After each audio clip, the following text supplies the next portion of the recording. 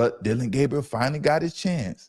Finally got his chance and took the field in his first preseason game, his preseason debut. And he didn't look bad at all. I can't lie. Except for on that pick six he threw. And the problem with that pick six, let me break that down for you. What was going on in his mindset and why he made that error. Dillon Gabriel used to getting the football out quickly.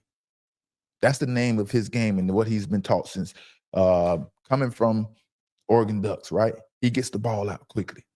That's what he's used to. He has a rhythm in his head, get it out, right? And on that pick six, he just needs to throw the ball away because he was just trying to get it out quickly. He has a clock in his head like someone is coming in. Don't take the sack. And also he fumbled the football. 2 small mistakes. Well, not small mistakes, I'm sorry. Meaning like getting the ball out quick, he could easily throw that away. The handoff, you understand, it was two mistakes that can easily be fixed. You know? I didn't see anything from Dillon Gabriel that was too concerning to me that we shouldn't call him an NFL caliber quarterback. You understand what I'm saying, where I'm going with this? My guy, Dillon Gabriel, is the smallest thing on the football field. Dillon Gabriel is the smallest thing on the football field. But let's check out Dillon Gabriel before the game, focused heading into the locker room. He is focused and understand what is at stake. Let's check him out.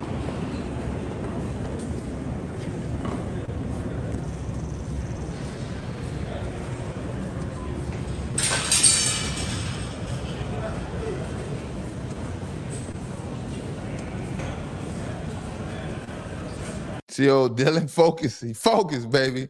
Dillon Gabriel look like, man, he said it's time to compete.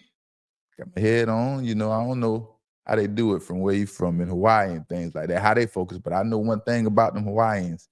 They are competitive and they don't back down from nothing. And you can see that Dillon Gabriel kind of has that mentality and that that character about him, you know? Shout out to Dillon Gabriel. Shout out to Dillon Gabriel. He competed well today. He competed well. Dillon Gabriel started the game off on fire, man. He started the game off on absolute fire, but was mainly intermediate throws and quick passes, which is very effective. And that's how the Cleveland Browns offense is supposed to be ran. Then Gabriel made a lazy mistake by not throwing that football away. Made a lazy mistake by not throwing that football away. Very simply, just throw it away. You know, instead he tried to force the football. And then that led to 6 points for the Eagles. Kevin Stefanski, head coach, already said 2 players in the same position, in the same place, they have to fix that. And he seemed very upset about that, right? Then after Dillon Gabriel turned the ball over for 6 points, right? After he turned the ball over and gave up 6 points, I wanted to see how he bounces back, right? How he bounces back. Does he tuck his tail and become a more scarier football player or quarterback? You know, and I didn't see that. Dillon Gabriel stayed and played pretty consistent. The only thing I noticed was his efficiency with the ball, you know, making completions, taking sacks and so on and so forth, went down just a little bit. You know, his accuracy, you know, just the game was catching up. Now, the first 2 series, you understand, when these teams come out in the first series, these are scripted plays. The first 15, 20 plays are scripted. So don't really judge the quarterback off the first 10, 15 plays. They are scripted and usually are the best plays in kind of 80 to 90% the chance that they will work. You understand what I'm saying? On the other hand, Shaduer Sanders was afforded less opportunities before he took the field in his debut, right? And he still outplayed Dillon Gabriel. Shedeur was afforded less opportunities. He had less time to prepare for this preseason game. He didn't get as many reps. He wasn't looked at as going into that game as going to be the quarterback to take the field. So he doesn't need to be prepared as much as the other quarterbacks. So he wasn't afforded the best opportunity. When Shaduer Sanders took the field for the Browns, it was their first preseason game. Now, in the first preseason game, there isn't much preparation. Nope, there's not much preparation. We're still competing against each other trying to find out who the starters. If the game is on Saturday, we might start looking at names on Thursday and then understanding who we're playing. There isn't much game planning. So Shaduer Sanders played in that game off of pure talent, skills, and what he learned in his past from his being with his daddy in Colorado and so on and so forth, and whoever his coaches was along this journey. You know, now trust me, the Cleveland Browns wasn't trying to do Shaduer Sanders any favors, especially naming him the starter after getting minimal reps in practice. That's just the fact. They wasn't trying to do him any favors. Now, let's check out Dillon Gabriel and Shaduer Sanders' stats.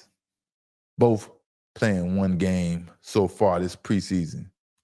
I don't know why they only playing one game, but that's the way it is. Dillon Gabriel, 13 for 18, 72% completion rating. That's pretty good. 172 completion, 72.2 completion percentage, 143 yards total, 7.9 average, 0 TDs, 1 interception, 72.2 quarterback passing rating. And we already know about Shaduer Sanders and his immaculate first preseason game. It was off the chain. 106 quarterback rating, 2 TDs, no turnovers. Dillon Gabriel won in the completion percentage, right? He was more accurate. I don't know. He got the ball out. Maybe he was throwing shorter passes. I don't know. I didn't break all of that down. But that's where we at. Those two individual stats from one preseason game. Who do you think deserves to be the starter out of these two players right here? Y'all let me know.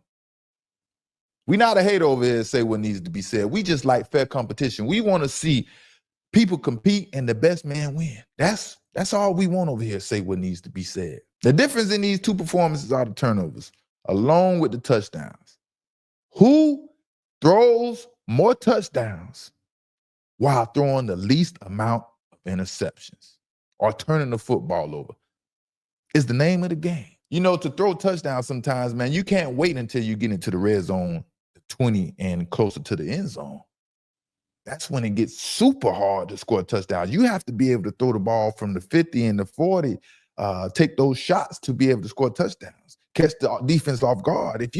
If Dillon Gabriel can't get the ball down the field from way back there, it will be extremely hard for Dillon Gabriel to put points on the board.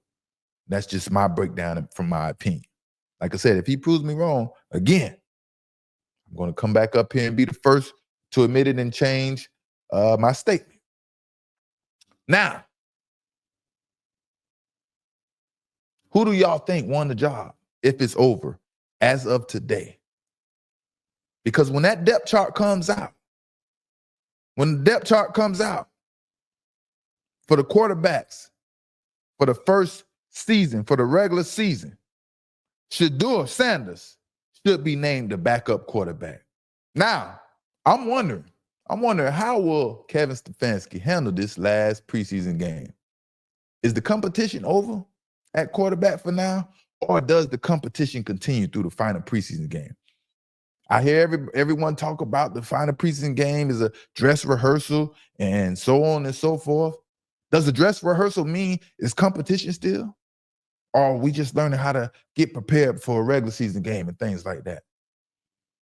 Because if they are saying Dillon Gabriel won the competition, they're going to give him the job and things like that, man. It's going to be very sad out here in these YouTube streets and these podcast streets and just everyone that supports Shaduer Sanders.